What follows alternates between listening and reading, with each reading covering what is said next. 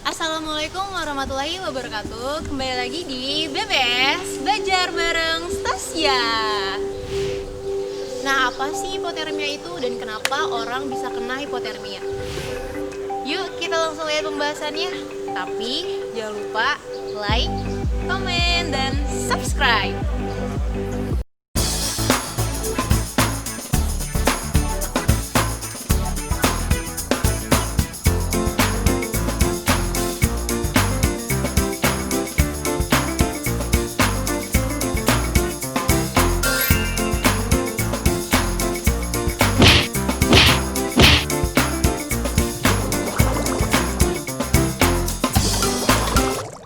Nah, sekarang gue udah bersama dengan narasumber kita, yaitu Kariska. Hai, Kariska, apa kabar nih? alhamdulillah baik. Selamat dulu kali ya gini. Kita social distancing ya. Ini ada X ya, kita berjarak pokoknya. Kak lagi sibuk apa nih, Kak? Alhamdulillah habis lulus ini sibuk kerja daerah Cianjur, cuman jadi agak jarang main cycling. Ya, Kakak divisi apa sih, Kak, di Stasia? Sebenarnya kalau di Stasia divisi ambilnya tuh Gunung Hutan. Bukan. Nah, kalau fakultasnya fakultas apa, Kak? Kebetulan di UMJ gue ngambil Fakultas Ilmu Perawatan. Keren. Langsung aja kali ya. Iya boleh. Soal hipotermia kemarin itu kan di akhir tahun 2019 sempat heboh nih sama kasus hipotermia. Kayak ada pendaki wanita Oh iya, gue tahu tuh. yang dia kena hipotermia di gunung, Ya. tapi dengan teman-teman sama pendakinya berniat baik ceritanya untuk nyembuhin si cewek ini gitu. Nah, tapi temennya si korban ini melakukan penanganannya dengan cara disetubuhi. Gimana tuh, Kak, menurut lo, Kak? Jadi gini ya sebenarnya, mungkin mereka kurang informasi. Mereka cuma tahu infonya tuh hanya sekedar kalau hipotermia tuh harus nempel, harus peluk gitu kan. Sebenarnya sih memang benar ada metodenya, itu namanya skin to skin.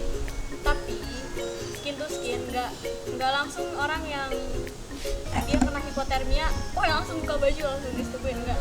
Jadi skin to skin ini beda banget sama yang namanya disetubuhi. Kalau skin to skin hanya sekedar kulit dari si penolong sama kulit si korban itu bertemu. Tujuannya itu untuk apa sih?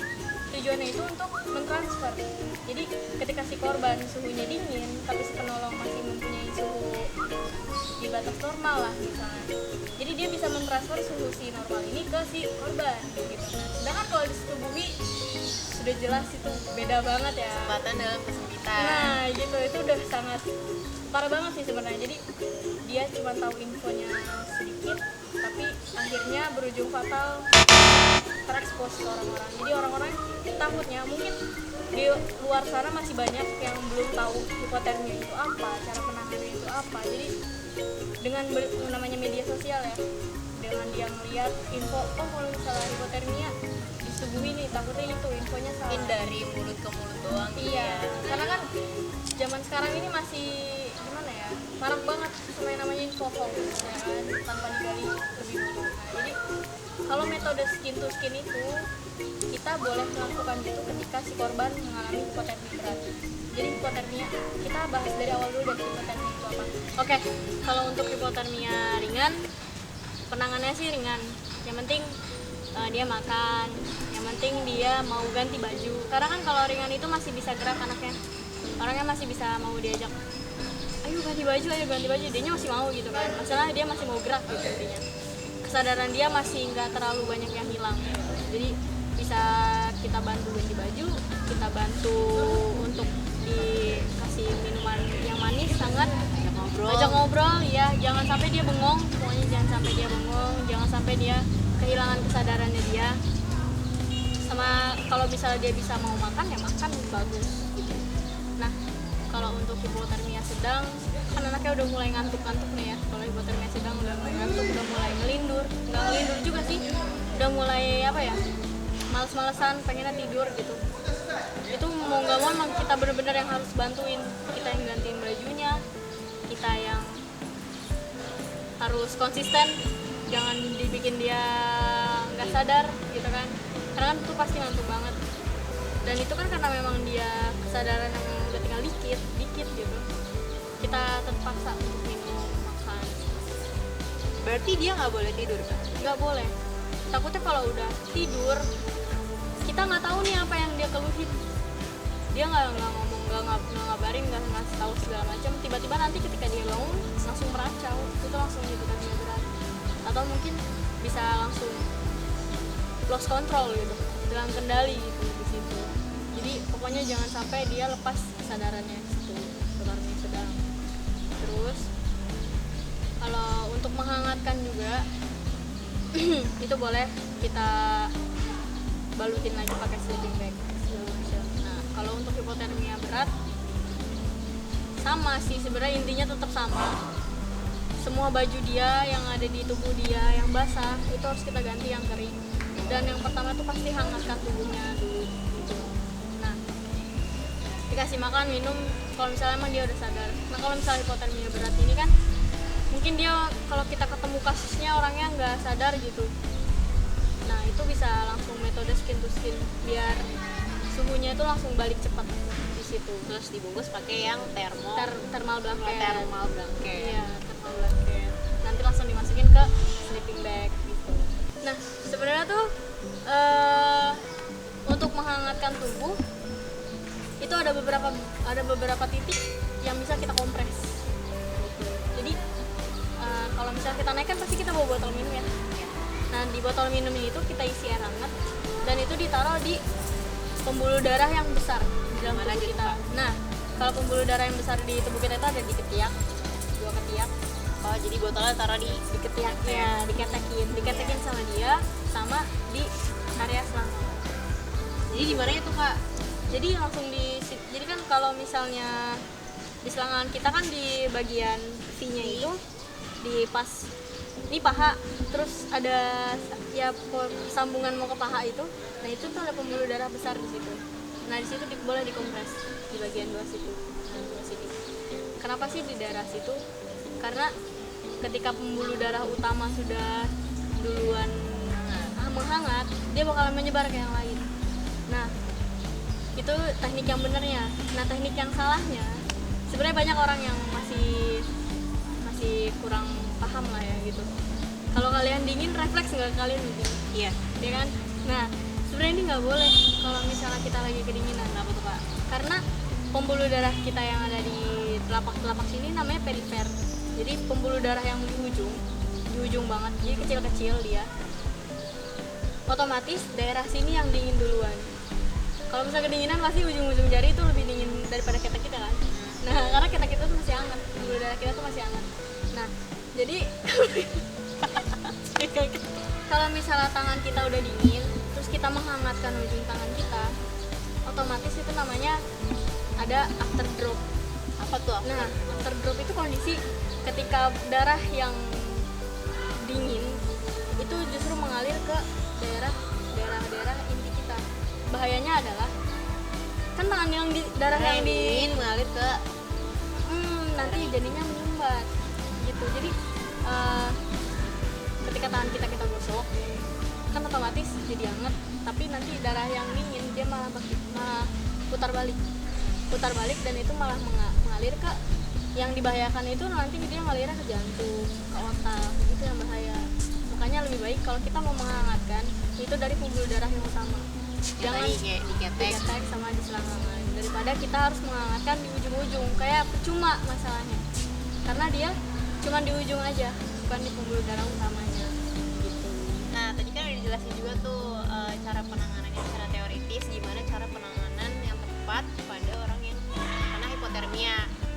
Mungkin lebih enak lagi kita praktek langsung aja kali ya, kayak gimana caranya pakai thermal blanket ya kan. Mungkin biar lebih ada Skin to- gambaran. Ya, ada gambarannya gitu, gimana skin to skin ya kan. Aja. Oke guys, sekarang kita udah punya model yang di sini yang bakal jadi ceritanya tentang hipotermia dia. Jadi gimana nih, Kak, step pertama? Jadi biar kita simpel aja ya, ceritanya dia hipotermia dan ini sudah digantikan bajunya dengan yang hangat. Dan kalau misalnya ini kan kita bisa lihat ada thermal blanket. Biasanya kalau ada thermal blanket itu kan ketika dia hipotermianya sudah berat gitu. Nah, anggap saja model kita ini sudah tidak berbusana. Karena kan mungkin metodenya skin to skin kah, atau mungkin dia sudah digantikan dengan baju yang hangat gitu. Nah, untuk step pertamanya dia harus tiduran di atas thermal blanketnya.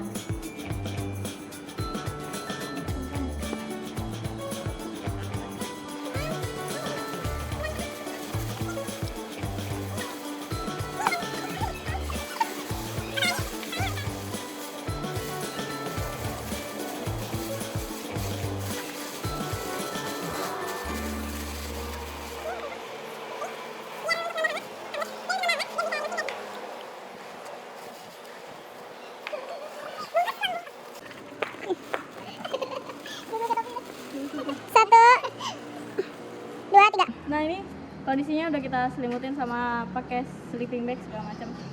Tujuannya kenapa sih dia dipakai thermal blanket dulu baru sleeping bag? Karena biar sirkulasi suhu dia ini lebih cepat untuk balik lagi ke hangat gitu. Mungkin kalau nggak percaya bisa ditanyain ke modelnya, ini panas apa gimana?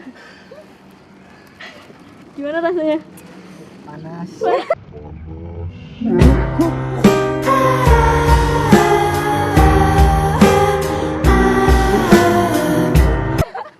Panas, langsung berasa hangat banget, panas. Banget ya, karena ini kan kondisinya suhunya suhu kota ya, dan ditambah kayak gini pasti udah pasti panas. Tapi inti poinnya adalah dengan teknik kayak gini ini udah berfungsi banget untuk mengembalikan suhu gitu. Mungkin itu ya Kak, di keteknya bisa kita taruh botol air. Iya, sebelumnya mungkin biar lebih cepat ditaruh kompres hangat di bagian ketiak ataupun bagian selangkangannya. Tuh guys. Dengan air hangat. Oke, terakhir Rika, mungkin Kakak ada pesan-pesan nih buat yang nonton di rumah, atau mungkin ada yang mau siap-siap mau daki nih besok. Ada nggak Kak? Pesan-pesannya apa ya? Mungkin untuk para pendaki yang mulai mau mendaki atau emang udah lama mendaki gitu kan. Tolong sebelum kalian mendaki harus dipersiapkan fisik maupun perbekalan kalian gitu. Kalau misalnya fisik kalian lemah dan kalian naik gunung, takutnya terjadi apa-apa di atas namanya alam, kita nggak ada yang tahu kondisi alam ke depannya kayak gimana. Dan untuk bawaan kalian, logistik apa segala macam, diusahakan untuk makanan. Jangan bawa makanan yang kayak snack yang serba instan semua segala macam, karena itu benar-benar nggak nge-backup tenaga kalian banget. Kalian itu udah mendaki, mengeluarkan banyak banget tenaga, udah banyak banget mengeluarkan banyak keringat gitu kan. Kalau misalnya nggak di backup lagi sama makanan, harus di backup pakai apa lagi gitu kan. Kalorinya kalau misalnya kurang nggak ada lagi yang mau ditambahin gitu kan. Nah, kalau untuk perbekalan semua dicek, tenda, kompor, nesting, terus terutama alat-alat pribadi, baju ganti semua, baju-baju penghangat, jaket, SB, semua segala macam itu harus benar-benar udah lengkap.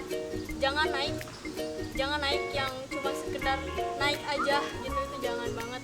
Karena kalau misalnya kalian naik minim persiapan, di atas sudah susah bro, di atas sudah nggak ada Alfamart, nggak ada Indomaret, di atas tuh udah benar-benar ya udah cuman ada lu dan teman-teman lu doang gitu. Harus saling terbuka sama teman-teman sendiri, harus saling jujur, harus saling apa ya, nggak apa-apa, harus ungkapin aja. Lu capek, lu lapar, lu haus, ya lu harus ngasih tahu teman lu, biar teman lu tuh tahu apa yang lu rasain. Kalau misalnya lu diem, temen lu juga nggak tahu apa yang lu rasain, nggak peka ya kan, nanti akhirnya malah jadi membahayakan semuanya gitu kan. Ketika lu ada kenapa-napa di atas, otomatis kan teman-teman lu juga yang harus membawa lu turun ke bawah gitu. Dan untuk apa lagi ya, Yang terpenting yang tahu kondisi badan kita tuh kita sendiri. Jadi jangan memaksakan. Nah, karena makasih banyak ya Kak Rizka udah mau sharing-sharing sama kita di sini. sama-sama.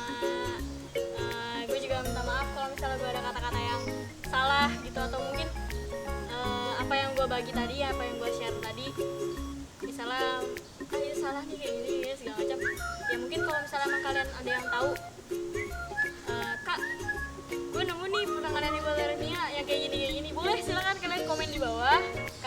tahu sumbernya dari mana, jadi bisa kita di sini kita belajar bareng. Di sini bukan gua bermaksud untuk Belajar menggurui, bareng. gitu kan. Stasia. Ya kita belajar bareng sama Stasia, jadi di sini bukan untuk menggurui atau gimana, kita sharing aja gitu.